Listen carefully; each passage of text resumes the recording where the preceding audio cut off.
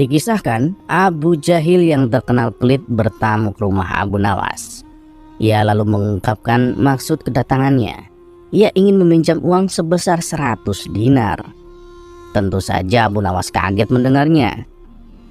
"Dari mana aku punya uang sebanyak itu?"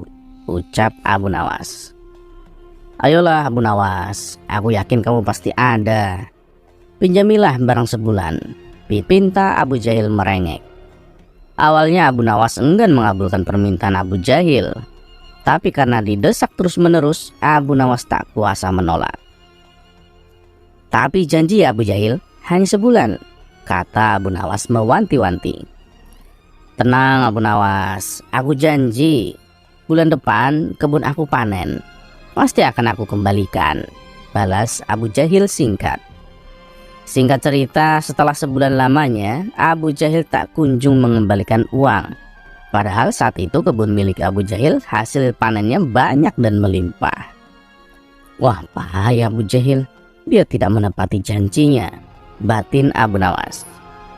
Karena sedang sangat membutuhkan uang, Abu Nawas terpaksa mendatangi rumah Abu Jahil untuk menagih hutangnya. "Abu Jahil, mana janjimu? Katanya dalam sebulan kamu akan mengembalikan uangnya," ucap Abu Nawas. Abu Jahil pun menjawab bahwa dirinya belum bisa membayar hutang. Ia beralasan uang hasil panen kebunnya sudah habis untuk mengobati saudaranya yang sedang sakit. "Jangan khawatir Abu Nawas, bulan depan pasti akan aku bayar," ujar Abu Jahil. Abu Nawas tentu sangat kecewa. Ia pun akhirnya pulang tanpa membawa uang. Beberapa hari kemudian, Abu Nawas mendengar kabar bahwa Abu Jahil sering mengajak kawan-kawannya untuk berpesta pora di rumahnya. Mendengar hal itu, Abu Nawas pun menjadi emosi. "Kurang ajar benar ini Abu Jahil. Katanya uangnya sudah habis, tapi malah sering bikin pesta," gerutu Abu Nawas. Untuk menagihnya kembali, itu tidak mungkin. Abu Jahil pasti tidak akan membayar hutangnya dengan beribu macam alasan.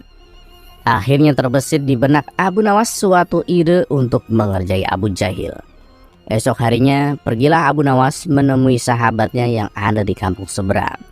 Ia pun mengatur siasat dan meminta bantuan sahabatnya itu. Setelah siasatnya sudah diatur dengan matang, maka Abu Nawas segera mendatangi rumah Abu Jahil.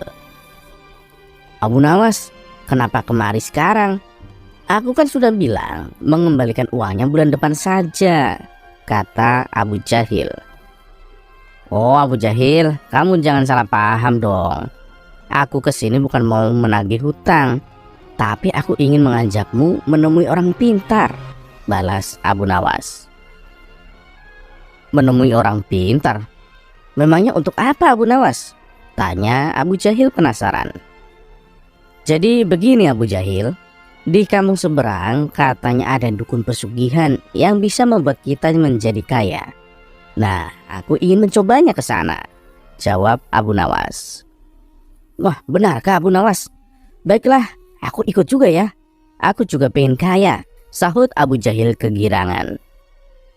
Singkat cerita, sampailah Abu Nawas dan Abu Jahil di rumah seorang dukun pesugihan. Setelah keduanya dipersilahkan masuk, dukun tersebut bertanya, "Wahai anakku, ada keperluan apa kalian kemari?" Abu Nawas selalu mengungkapkan keinginannya bahwa dia ingin kaya tanpa harus bekerja. "Oh, itu gampang sekali. Tapi ya ada syaratnya," ujar dukun tersebut.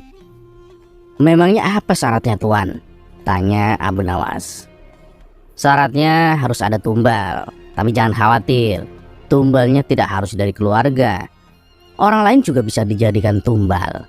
Tapi ya orang lain tersebut adalah orang yang ada kaitannya dengan hartamu," jawab sang dukun. "Maksudnya bagaimana Tuan? Aku belum paham," tanya Abu Nawas kembali. "Ya misalnya orang yang mempunyai hutang sama kamu, maka orang tersebut bisa dijadikan tumbal, meskipun dia bukan anggota keluargamu," jawab sang dukun. "Tapi kalau orang yang tidak mau dijadikan tumbal, bagaimana Tuan?" tanya Abu Nawas. "Kamu gak usah khawatir. Kamu tidak perlu minta izin orang tersebut. Nanti ia akan menjadi tumbal tanpa ia sadari, dan ia akan mati mengenaskan, kata sang dukun menjelaskan. Oh begitu ya. Baiklah tuan, saya setuju, balas Abu Nawas sambil melirik ke arah Abu Jahil. Abu Jahil yang merasa gelagat dirinya akan dijadikan tumbal seketika langsung gemetaran.